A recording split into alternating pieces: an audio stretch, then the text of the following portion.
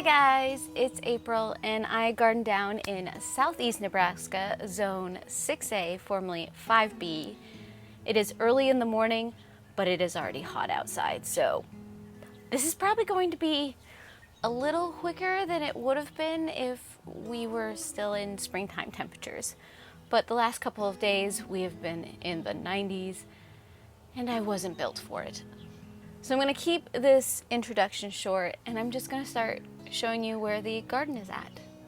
Since we are here, this is pretty much what I was straddling as I was talking to you. I have put the pumpkins and squashes into the ground. They're no longer in nursery pots. So 3 of these are ones from the pots, and this is one that just surprised us all and actually made it through the roly-poly massacre. So I've got 4 plants that are kind of held together over here. These are all orange pumpkin variety that my husband picked out 4 years ago from a stand in a parking lot, and we've saved seeds from it and I've been growing it for the last 4 years. But right next to it, I guess I can show you where the squash used to be, and that is in the nursery corner. And as you can see, we've got less plants. I still have zero idea what I'm going to do with those tomatoes and pepper plants, but my okra has sprouted, which will probably, hopefully, fingers crossed, next week be planted out into the test plot, which has also undergone a massive change. So we'll walk that way. The strawberries and chives are still doing their thing, though we're not really getting strawberries anymore. But of course the chives are always there. Peach tree is good. We're not going to get peaches this year because the peach trees didn't even bloom.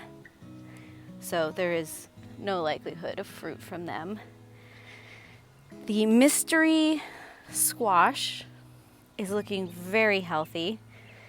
I still have zero idea what this could possibly be.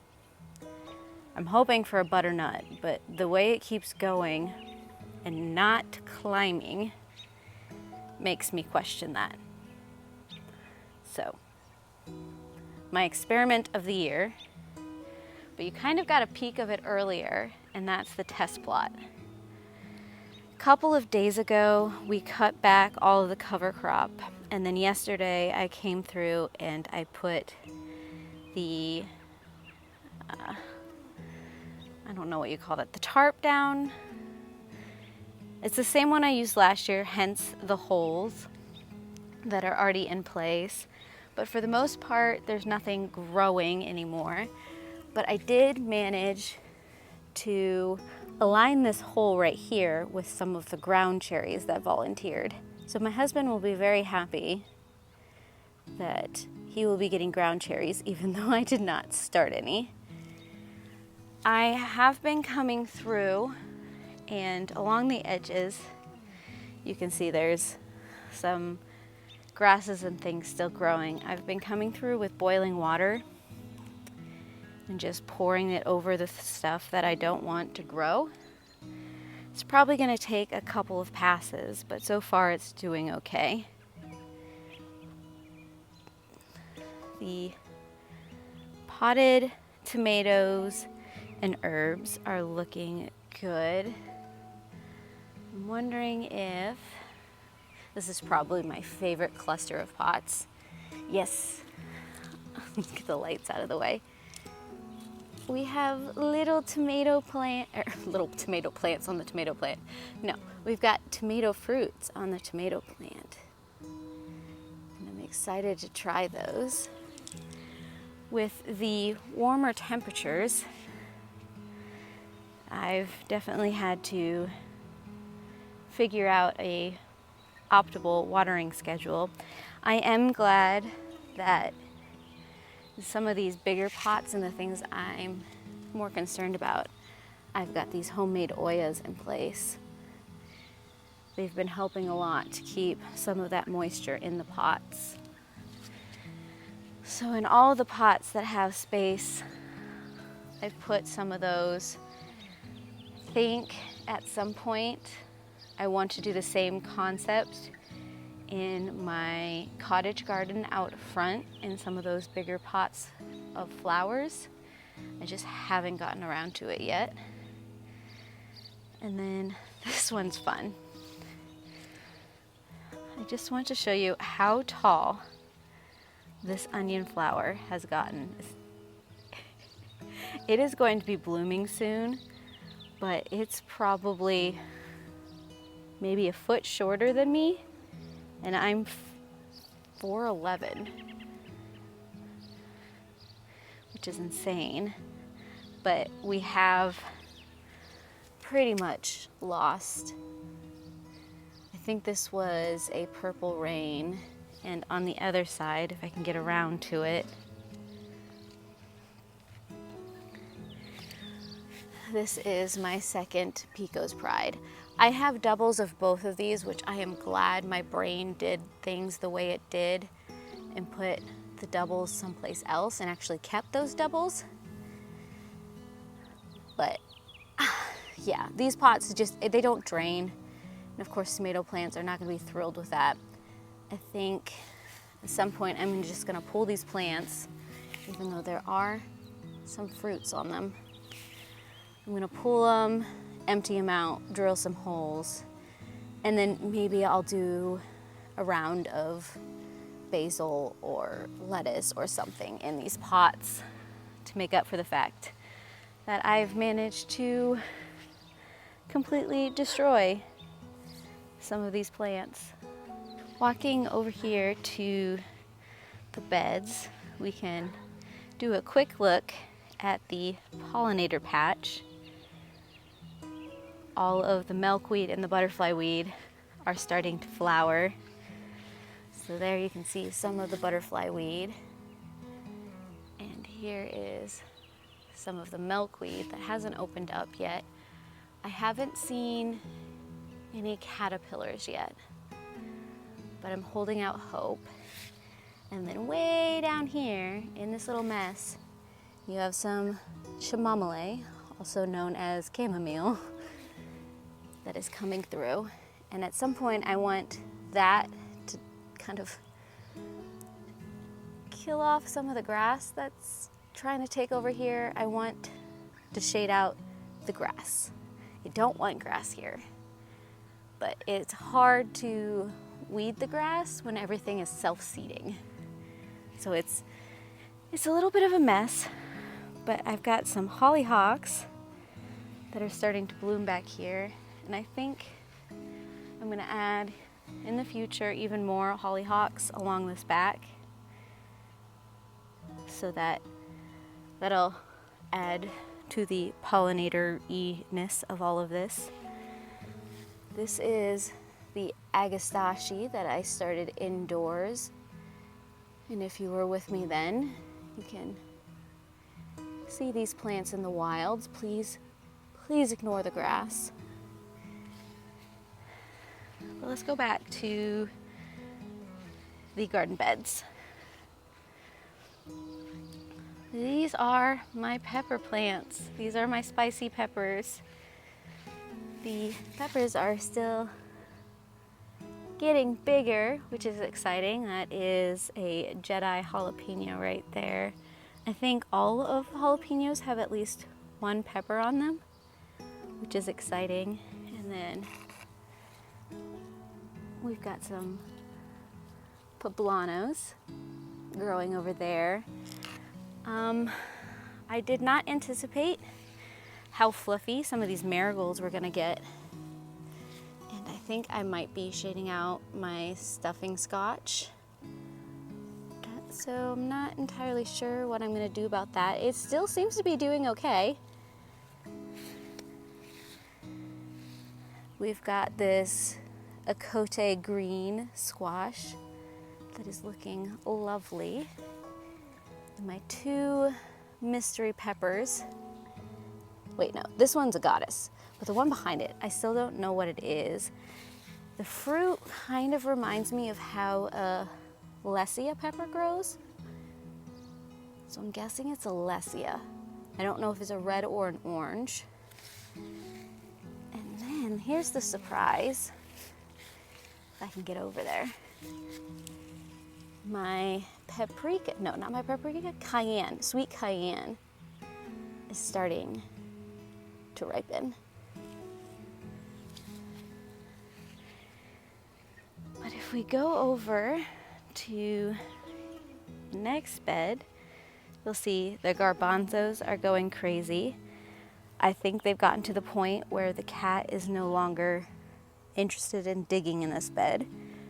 So for now, I have one.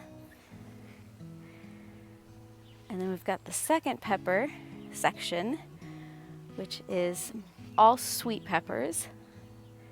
I have started harvesting off of this bed, mostly these two plants and anything that's gotten a little sun scald, because I can cut off that spot and give the rest of it to the guinea pig.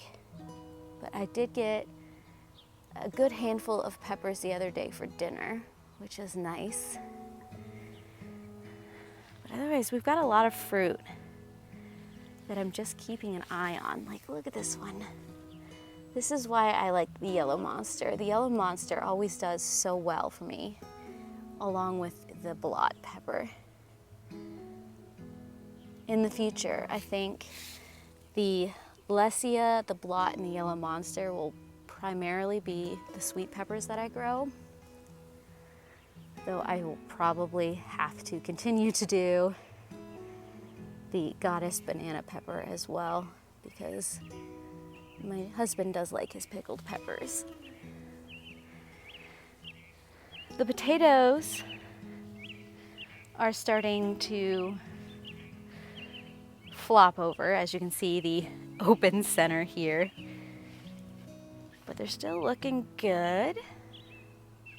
The first year onions are bulbing up really well. This one, I can't remember what variety this one is. Let's see if I can find the tag. The tag should be right here. This is the candy.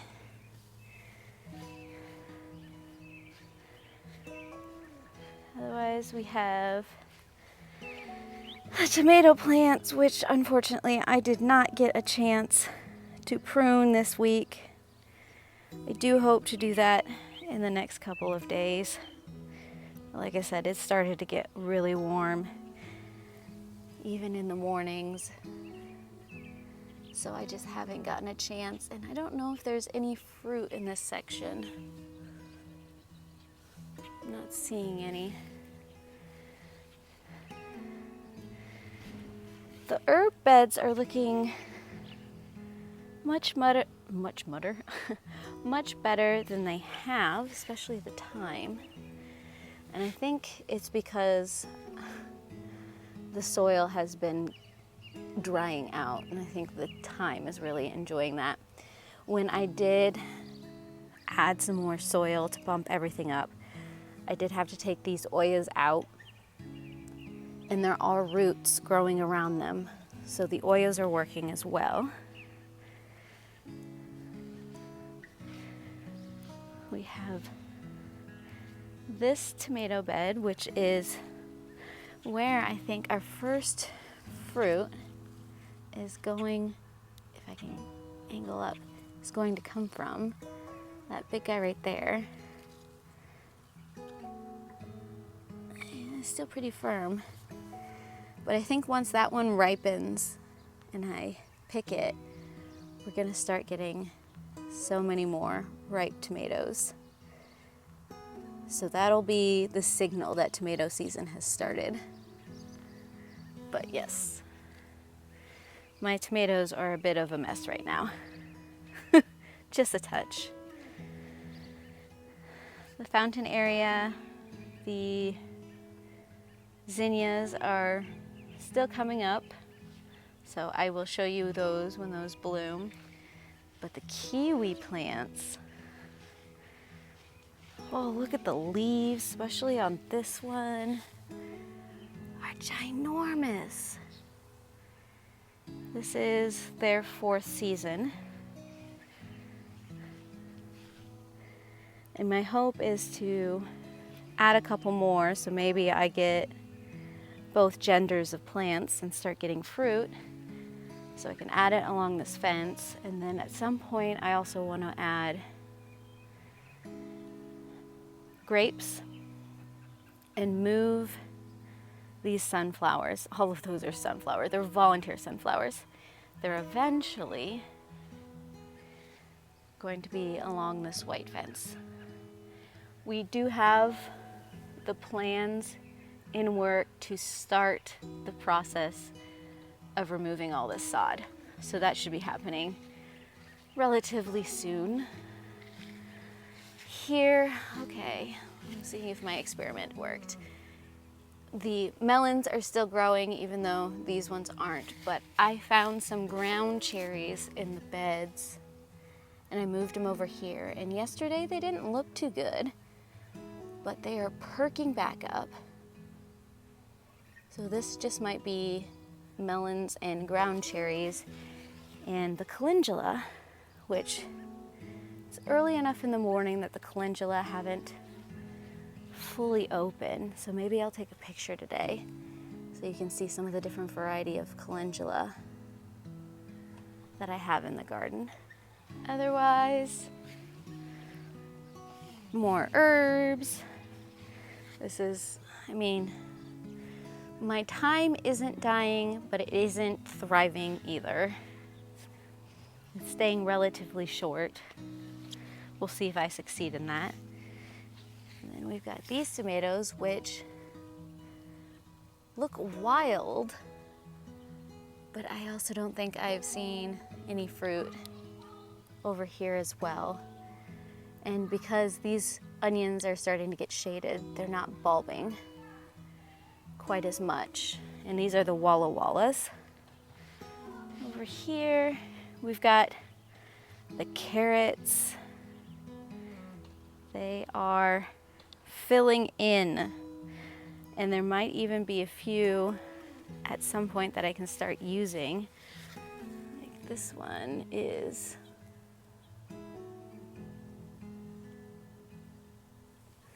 our thick tall boy.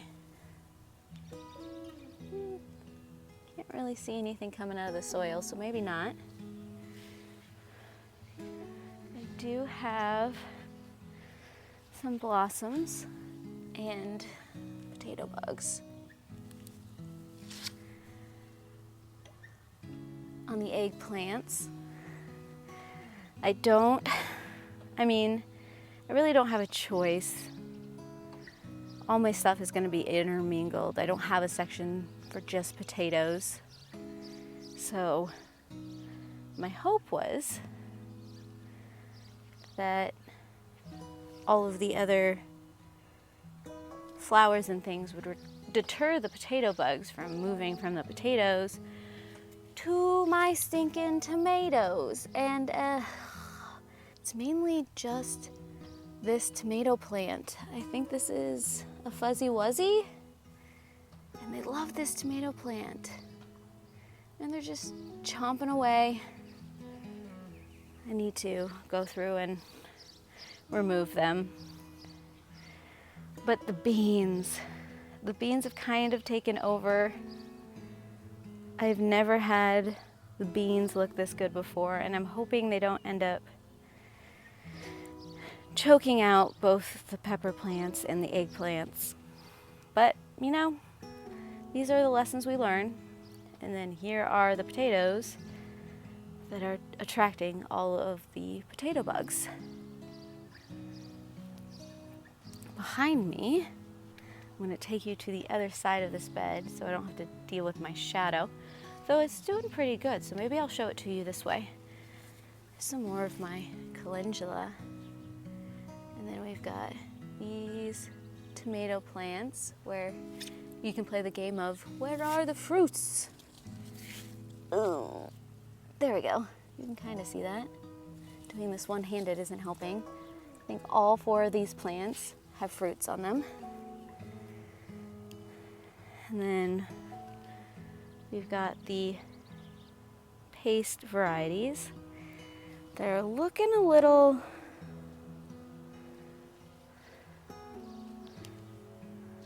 Look, I think there's something about this bed. And this is old soil, but I've had issue with this kind of shriveled leaves in the past. But they're producing, so right now I'm just letting them go. Followed by my starfighter plot, where we're starting to get even more tomatoes. Ooh, bug in my face. So I'm excited to try those. I just love the pops of calendula everywhere. Okay, so here, as always, we have the basil and the stevia, which this pot I really have to watch because of the temperature. It likes to dry out fast, unfortunately. The sweet potatoes look really good, and it looks like, I don't want to jinx myself, that the loofah is bouncing back. So I think the roly-polies are starting to lay off, and I might actually get a loofah this year. The peas are on their way out, so I'm just letting what is still left dry out, and I will use those for seeds next year. For the most part, the garlic has decided that it's done. I think right here it just gets blasted with the sun too much. It's not enjoying this area. I am for sure in the next couple days going to pull out this bed at least, because they've started flopping over. Pine berries are sprawling even more, and all of the radishes have started to flower. I'm leaving them for now, but I will eventually come through and remove both the bolting lettuce and the bolting radishes, and I think I want to make this a spinach bed of those heat-tolerant varieties. That's my hope for that bed. And then over here, you can kind of see it in the shade. The Fred tomatoes have gotten tall. Back over here, beyond this peach tree, I have these squashes in ground. And I'm going to give them a good drink of water after I'm done here, because I don't want them to dry out in the heat. Though I think we are going to get some rain this afternoon. At least that's what I'm hoping for. And then you have the blueberry plants, which are doing pretty well. So I'm very happy about that. But overall, that is how the garden is looking right now. I will admit that we've only been out here for about a half hour, but I am already melting. I mean heat, not so good friends. But that, like I said, is the garden so far. I believe this is the second tour I've done in June. I do these every week because I like to see how the garden is growing and changing. So if you want to watch how my garden grows, feel free to subscribe down below, hit the bell, do all the things to get all of the notifications. I also have a Instagram and Threads account where I post a lot of the photos of my harvest and things like that as I'm harvesting.